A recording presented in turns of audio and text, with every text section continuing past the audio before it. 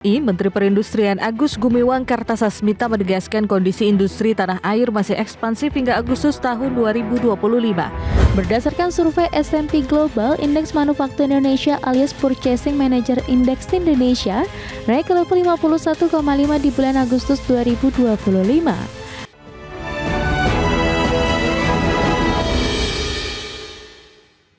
Terima kasih Anda masih bersama kami. Pemirsa, Menteri Perindustrian menyebutkan kondisi manufaktur atau industri pengolahan non-migas yang ekspansif hingga Agustus 2025.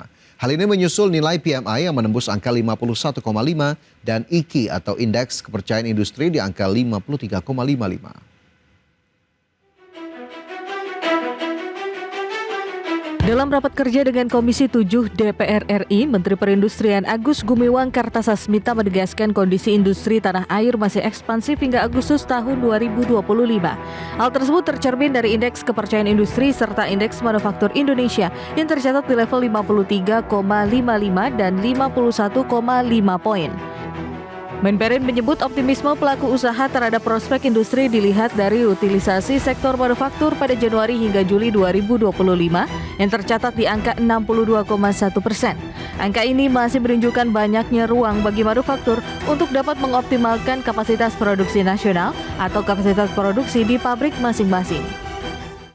Kalau kita lihat dari IKI, Indeks Kepercayaan Industri, ini terlihat bahwa kondisinya terus-menerus positif, terus-menerus ekspansif, dan pada Agustus 2025 tercatat di level 53,55 dan PMI Purchasing Manager Index yang baru saja dirilis oleh Standard & Poor's ini tercatat pada level 51,5. Ini menandakan optimisme pelaku usaha terhadap prospek industri.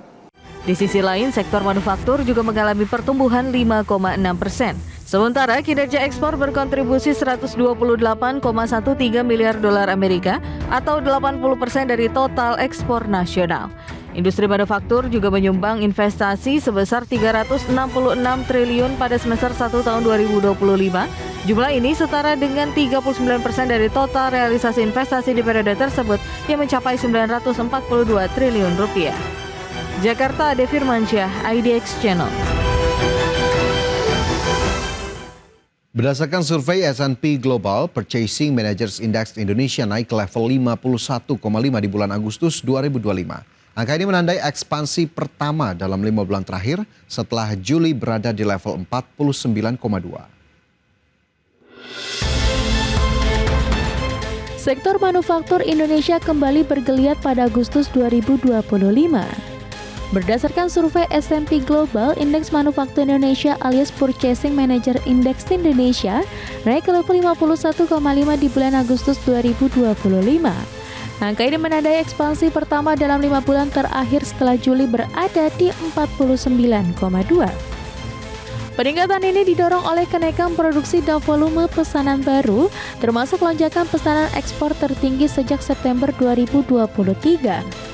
Ekonom S&P Global Market Intelligence Usahama Bati mengatakan perbaikan kinerja manufaktur ini terjadi pada awal kuartal 3 2025 yang menunjukkan kondisi operasional membaik untuk pertama kali dalam 5 bulan. Untuk mengakomodir peningkatan pesanan dan produksi, berusaha meningkatkan jumlah tenaga kerja dan pembelian bahan baku untuk menyesuaikan permintaan dan kebutuhan produksi. Perusahaan juga memanfaatkan stok barang jadi yang ada untuk menyelesaikan pesanan. Meski tantangan biaya tetap ada, pelaku industri tetap optimistis. Survei menunjukkan keyakinan produksi akan terus meningkat setahun ke depan, ditopang harapan perbaikan kondisi ekonomi dan daya beli konsumen. Dari Jakarta, Tim Liputan IDX Channel.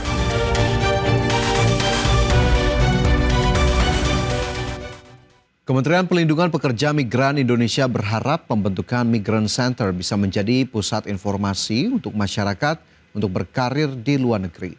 Selain itu, 45 desa migran emas juga bisa menjadi ekosistem bagi pekerja migran, baik yang akan berangkat ke luar negeri ataupun mereka yang sudah pulang ke tanah air.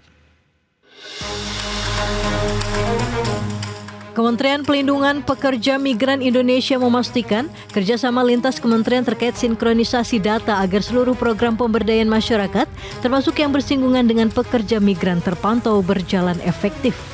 Wakil Menteri Pelindungan Pekerja Migran Indonesia, Kristina Aryani menyebutkan, pihaknya telah menyiapkan keamanan migrasi dengan membuka peluang baru seperti memastikan kompetensi ataupun pelatihan pekerja migran sesuai dengan kebutuhan pasar global.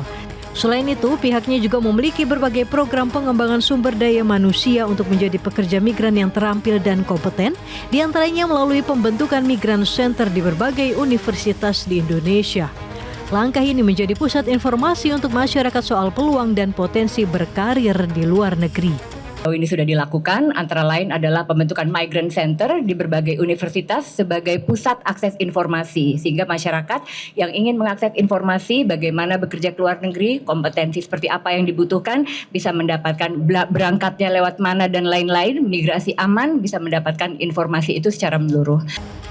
Selain Migran Center, pihaknya juga telah membentuk 45 desa migran emas sebagai ekosistem bagi pekerja migran, baik yang akan berangkat ke luar negeri ataupun mereka yang sudah pulang ke tanah air. Jakarta, Ade Firmansyah, IDX Channel. Kita beralih ke informasi lainnya, pemirsa. Menteri Pertanian Andi Amran Sulaiman angkat bicara terkait lonjakan harga beras yang terjadi sejak beberapa waktu lalu.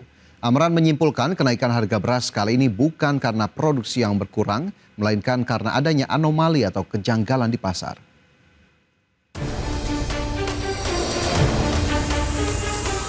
Menteri Pertanian Andi Amran Sulaiman memastikan lonjakan harga beras yang terjadi sejak beberapa waktu lalu disebabkan oleh adanya anomali. Pernyataan ini sekaligus membantah bahwa kenaikan harga komoditas primer itu bukan karena minimnya produksi.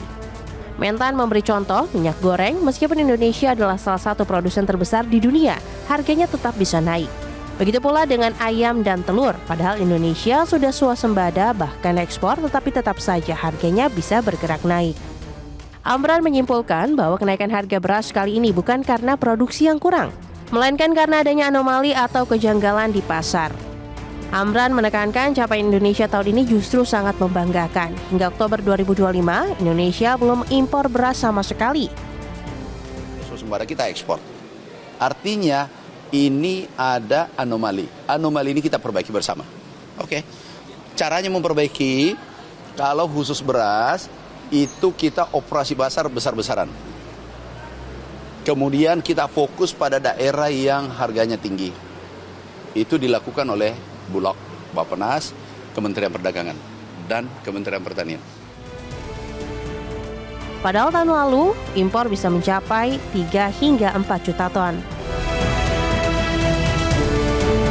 Dari Jakarta, Abdul Aziz, Dede Rudi, IDX Channel. Militer Israel menargetkan mampu menguasai wilayah Gaza sepenuhnya pada akhir bulan ini. Informasi selengkapnya pemirsa akan kami hadirkan untuk Anda usai jeda. Pastikan Anda masih bersama kami.